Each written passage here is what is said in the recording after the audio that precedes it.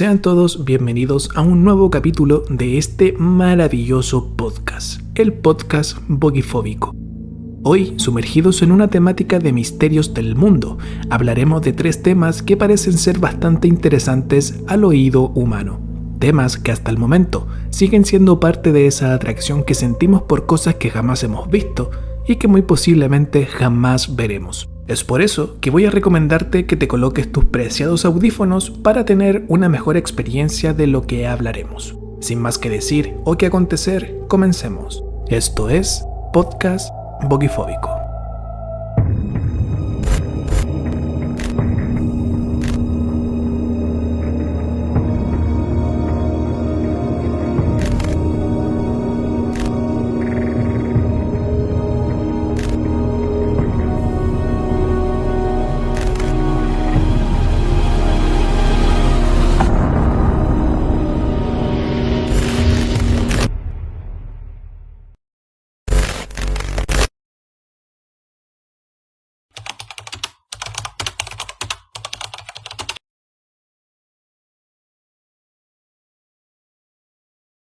En febrero del año 1959, en la Unión Soviética, ocurriría una de las muertes colectivas más extrañas conocidas en el mundo.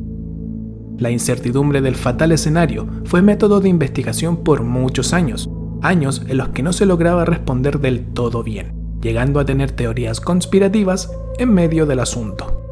La idea principal partió con 9 estudiantes y un instructor deportivo llamado Igor Dyatlov, que participó en la Segunda Guerra Mundial. Equipo que tendría como objetivo realizar una expedición de esquí y montañismo. Ya cuando estaba a punto de iniciar tal actividad el 23 de enero del mismo año, uno de los estudiantes se bajó por padecer dolores articulares. Finalmente, con un equipo compuesto por 2 mujeres y 7 hombres, iniciaría la travesía que terminaría con una de las muertes más misteriosas. Ok, pero la pregunta es, ¿qué pasó? El grupo, compuesto por estudiantes de la Universidad Estatal Técnica de los Urales de Ekaterimburgo, poseían abundante experiencia en el esquí, llevándolos a formar un pequeño campamento para su expedición que incluía montañismo. Todo esto ubicado en las laderas de Yolad-Siajl, en la antigua Unión Soviética. Ya establecidos en este campamento, comenzaron a dar paso a su gran actividad. Según los registros a través de filmaciones y los diarios personales encontrados posteriormente en el lugar, se descubrió que el equipo había acampado el 1 de febrero en una reconocida montaña, la cual era nombrada la Montaña Muerta. Sin saber nada de los estudiantes y el instructor, comenzó a surgir una preocupación. Al no recibir noticias de ellos, un equipo de rescate del ejército soviético inició su búsqueda y, semanas más tarde, hallaron sus cuerpos. Cuando los rescatistas llegaron a la reconocida Montaña Muerta, una semana más tarde de su última comunicación, identificaron que la tienda instalada apenas sobresalía de la nieve y con indicios de daños provenientes del interior hacia el exterior. Con el detalle de que el campamento fue encontrado vacío, la búsqueda se intensificó a pesar de la dificultad que había a través de la nieve y el intenso frío. En consecuencia, al día siguiente se encontraría el primer cuerpo, que estaba ubicado cerca de un cedro. Sin embargo, según la data, el resto de los cuerpos fue encontrado tiempo después, cuando la nieve poco a poco fue bajando su intensidad. Al desvanecerse, dio la oportunidad de encontrar a los cuerpos restantes. Ante los ojos del equipo de búsqueda solo había imágenes inquietantes y escalofriantes. Con los cuerpos esparcidos por toda la ladera, cada uno fue víctima de una muerte misteriosa que a más de uno dejó sin palabras. Junto a lo que fue una fogata se encontraron 2 cuerpos que solo llevaban puesto ropa interior. Otro miembro encontrado fue hallado con el cráneo fracturado y el pecho totalmente destrozado. A una le faltaban los ojos y a otro le faltaba la lengua. Lo que a simple vista fue observado, los exámenes forenses lo dieron por escrito. Hipotermia, fractura craneal, traumatismos graves atribuidos a una fuerza contundente y extremidades arrancadas. No obstante, la interrogante más importante no se podía responder, porque simplemente no podían identificar la razón de sus muertes. Cada cuerpo era una pieza de un lúgubre rompecabezas, pero la forma en que perecieron no tenía sentido. Una fuerza natural desconocida era lo único que se les venía a la cabeza para describir el suceso, llevándose a investigaciones que, por culpa de la burocracia nacional, se mantuvo en silencio. La falta de detalles del fatal escenario dio lugar a teorías reforzadas con la conspiración, desde pruebas militares e incluso hasta el mismo Yeti. La investigación oficial se cerró sin una explicación concluyente, atribuyendo las muertes a una fuerza natural convincente. Como consecuencia, se restringió el acceso a la zona durante unos 3 años. Aunque la hipótesis de una avalancha fue la más considerada, el incidente dio lugar a múltiples teorías que iban desde fenómenos naturales extremos hasta causas criminales o explicaciones fantásticas, como la presencia de criaturas míticas o seres extraterrestres. La historia ganó notoriedad con el tiempo, inspirando libros, series y películas, como El Paso del Diablo, en el año 2013. En 2015, el Comité de Investigación de la Federación Rusa reabrió el caso y concluyó que una avalancha había sido la causa principal, pese a la escasa inclinación del terreno. En 2019, la Fiscalía General inició su propia investigación, confirmando esta versión en julio del 2020. Ese mismo año, una expedición sueco-rusa propuso que los excursionistas se enfrentaran a vientos catabáticos, o sea, vientos que soplan hacia abajo, lo que agravó la situación. Según esta teoría, los jóvenes fueron sorprendidos por una avalancha y se vieron obligados a abandonar la tienda apresuradamente, mal vestidos y en condiciones extremas, visibilidad inferior a 10 metros, vientos de entre 72 y 120 km por hora y temperaturas de menos 25 grados Celsius. Andrei Kuryakov, subjefe de la Fiscalía Regional, afirmó: "Lucharon por su vida hasta el final, hicieron todo lo posible por salvar el grupo, pero en esas circunstancias no tenían ninguna posibilidad". En 2021, un estudio científico publicado en la revista Nature respaldó esta hipótesis, demostrando que un tipo de avalancha conocida como delosa podría explicar varias de las lesiones sufridas por los excursionistas. Aún así, a pesar de que algunas respuestas a la hipótesis ofrecidas fueron respondidas, la incertidumbre sigue inclinándose por el misterio.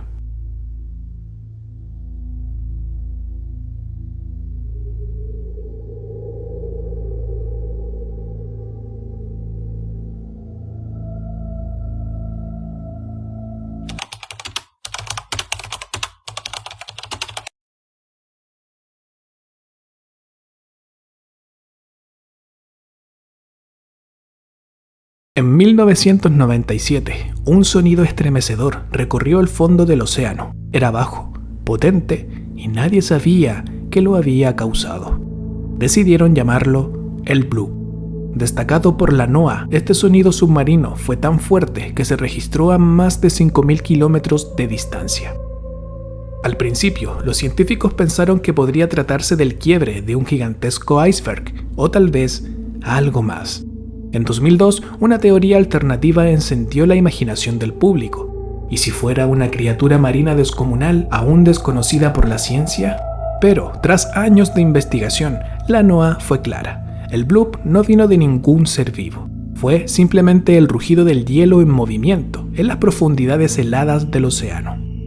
Durante la Guerra Fría, las Fuerzas Armadas de Estados Unidos desplegaron una red secreta de micrófonos anclado en el lecho marino con múltiples objetivos: monitorear la actividad sísmica submarina, estudiar la migración de mamíferos acuáticos y, de forma extraoficial, detectar la presencia de submarinos nucleares soviéticos. Esta infraestructura, concebida para la vigilancia militar y científica, terminaría por registrar uno de los sonidos más enigmáticos del océano moderno: el bloop.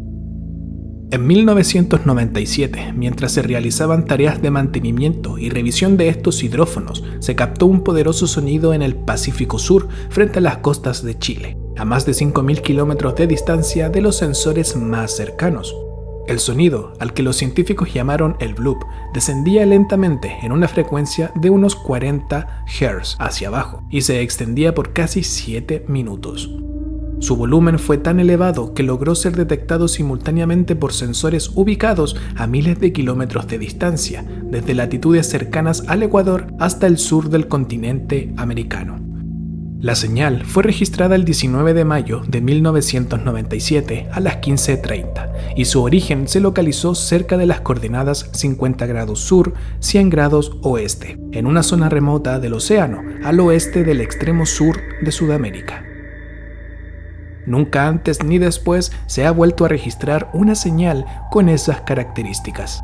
Al principio, el fenómeno dio pie a diversas teorías. Se especuló que la fuente de sonido podría haber sido un gigantesco organismo marino, tal vez una especie desconocida de calamar, pulpo o incluso una ballena aún más grande que la ballena azul.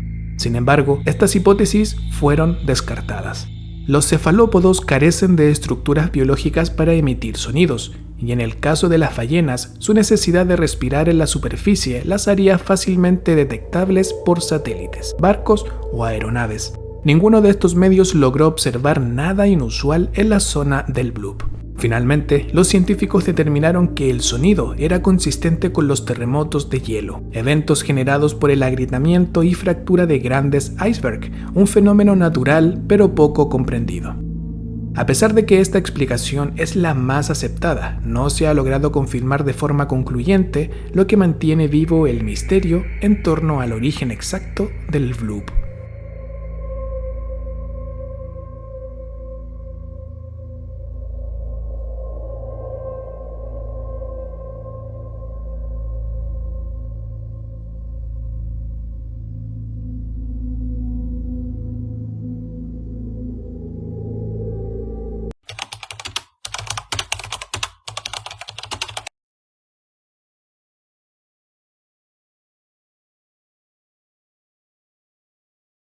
El Códice Voynich, o también conocido como el Manuscrito Voynich, es un libro ilustrado de contenidos desconocidos, escritos por un autor anónimo en un alfabeto no identificado y un idioma incomprensible. Al ser un producto sin nombre, adquirió uno propio gracias a un comerciante de libros llamado Wilfrid Voynich, quien lo adquirió en el año 1912. Wilfrid, quien era de nacionalidad polaca, venía huyendo de Rusia por motivos políticos, llegando así a Inglaterra, donde después de muchas penurias se hizo un nombre como tratante de libros raros. Este tipo, al ver el códice adquirido, se convenció sobre lo importante que sería, ya que contenía conocimientos alquímicos que revolucionarían la ciencia moderna cuando pudiese descifrarse. Y esto lo pensaba, obviamente, porque lo visualizaba. Este códice actualmente se encuentra en la biblioteca Beinecke de libros raros y manuscritos de la Universidad de Yale. Por otro lado, la datación por carbono 14 ha determinado que el pergamino fue fabricado entre 1404 y 1438. El análisis estilístico, tanto la escritura como de las ilustraciones, ha corroborado su origen en el siglo XV, procedente de algún país de Europa, siendo considerados dos países, entre ellos Alemania o Italia. Se piensa que el emperador de quien hablamos en el video anterior del Códice Gigas, Rodolfo II, pagó 600 ducados de oro por él, y se creía con mucha seguridad que el manuscrito pasó a uno de sus conserjes, el médico y farmacéutico Jacobus de Tepenec, cuya firma es débilmente visible en el primer folio. Por consiguiente, estuvo en varias manos hasta acabar en la biblioteca del Colegio Romano. Allí estuvo por más de 2 siglos, cuando por ocurrencia, en el año 1912, la colección que lo incluía fue adquirida por Wilfrid. El manuscrito, carente de exposición en la mente de la humanidad, consta actualmente con aproximadamente 240 páginas, algunas de ellas hojas plegables de distintos tamaños.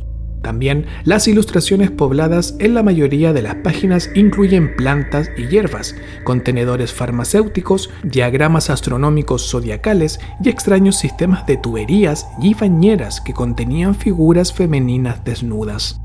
El idioma, al ser incomprensible, fue nombrado idioma Voynich, que obedece a una ley llamada Sif, al igual que otros lenguajes humanos, pero se distingue de la mayoría de ellos por una entropía anormalmente baja. Este efecto es un conjunto de irregularidades que hacen que la combinación entre los caracteres sea muy predecible. Esto ha hecho que el manuscrito haya sido estudiado por muchos criptógrafos profesionales, lingüistas y aficionados, incluyendo a personas que descifran códigos de Estados Unidos y Gran Bretaña de la Primera y Segunda Guerra Mundial. Y por ellos mismos se abarcaron distintas definiciones como un dialecto desconocido, cifrado sofisticado o un engaño sin sentido. Ante aquello, ninguna de las muchas determinaciones ha sido verificada como tal y el manuscrito continuó sin descifrarse. Entonces, el misterio de su mensaje ha mantenido una excitación constante en los estudiadores y curiosos, convirtiéndolo en un objeto de estudio y especulación. Bien, al comenzar este caso, mencioné cuando Voynich obtuvo el libro en el año 1912. Sin embargo, su primera aparición, para que se entienda mejor, fue en el año 1580, cuando a quien cité anteriormente, Rodolfo II de Habsburgo, muy interesado en las ciencias ocultas, la magia y las rarezas de todo tipo, lo adquirió por el monto que también cité hace un momento, 600 ducados de oro. ¿Y a quién se lo compró? Bueno, a dos ingleses llamado John Dee, un mago que decía que hablaba con los ángeles mediante una piedra, y Edward Kelly, un embaucador. Entonces, resumiendo un poco otra vez. Al pasar por varias manos después de aquella compra de Rodolfo, quedó fijo en el convento franciscano de Mondragón, en Italia. Fue allí donde en 1912 lo compró el tratante de antigüedades Wilfrid Voynich, de quien ya sabemos un poco. En consecuencia, en el año 1931, su viuda lo vendió a un neoyorquino llamado Hans Peter Krause, que no consiguió descifrarlo y terminó regalándolo a la Universidad de Yale. Desde el siglo XIV que muchos investigadores de renombre intentaron estudiarlo, nombres como Jacobus de Tepeneck, el farmacéutico de Rodolfo, el bibliotecario imperial Georg Berche y el profesor de la Universidad de Praga, Johannes Marcus Marci. También estuvo involucrado el jesuita Athanasius Kircher, famoso por sus intentos de descifrar los jeroglíficos del antiguo Egipto, pero este no se dispuso al nuevo reto. Entonces, llegando al siglo XX, el profesor William R. Nable de la Universidad de Pensilvania intentó descifrarlo en 1921 e incluso llegó a trastornarse por ello. Este manuscrito fue analizado por expertos estadounidenses en criptografía, o sea, los que estudian las inscripciones sobre piedras, aplicando técnicas experimentadas en la Segunda Guerra Mundial. También intervinieron filólogos profesionales y algunos aficionados, y aún así, todos fracasaron. Para seguir con el hilo, se aplicaron técnicas tradicionales como sustituir una letra por otra y asignarle un valor numérico, pero los resultados volvían a verse incoherentes. Se usaron tarjetas perforadas ya conocidas en el 1500 por Girolamo Cardano, y también programas de computadoras que han dado lugar a cientos de miles de combinaciones posibles, pero que ninguna se asemeja a un resultado concreto.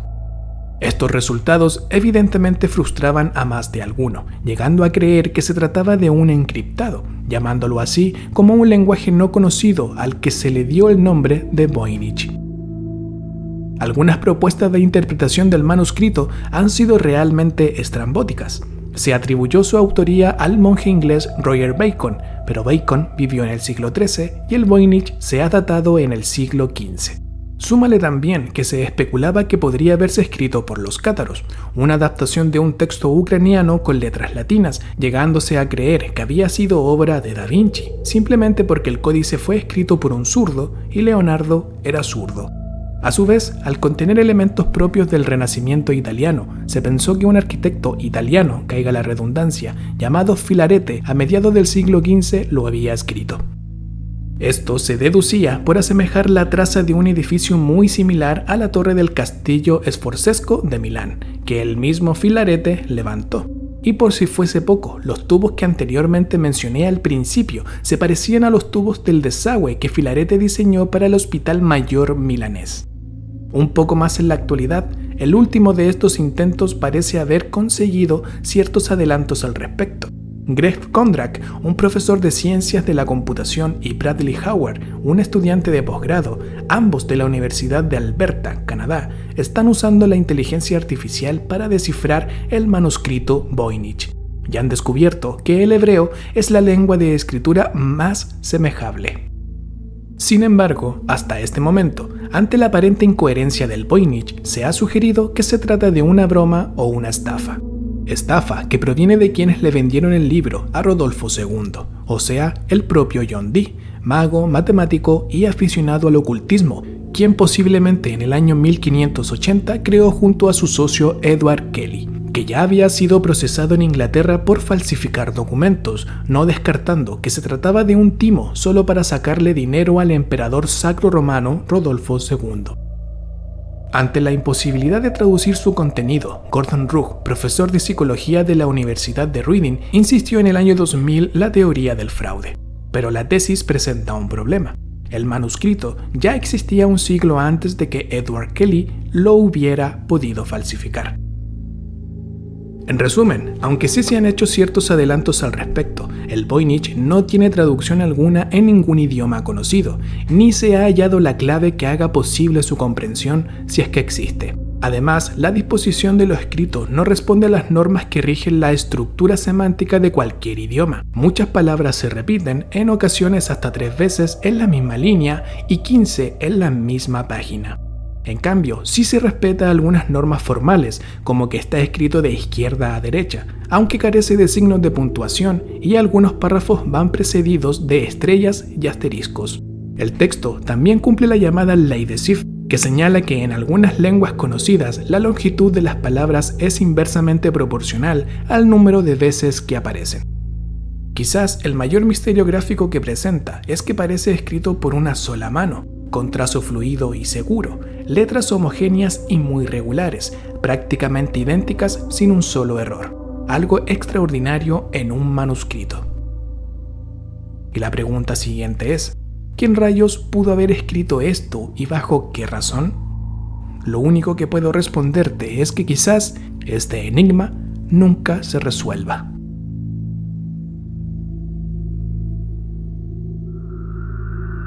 En este capítulo me di el tiempo de hablar de este tipo de antecedentes históricos que están o estuvieron dentro de la carpeta que llamaremos misteriosa. Si bien estos temas tienen respuestas científicas y teorías claras, es importante entender que, en su momento, creer que se trataba de algo sobrenatural era una opción viable. Sin duda, hablar de misterios es algo que se torna interesante, llenándonos de información y conocimiento de cosas que ocurren como cualquier otra, pero que con el tiempo van formando una montaña de incertidumbre que logra mantenernos pegados a la televisión o a los libros. De antemano, quiero agradecer a quienes llegaron hasta esta parte del video. Gracias también a quienes se han suscrito y para aquellos que me comentan cosas positivas. En esta nueva sección seguiré publicando más misterios, así que por favor, atento. Sin más que decir, nos vemos en un próximo video. Bye bye.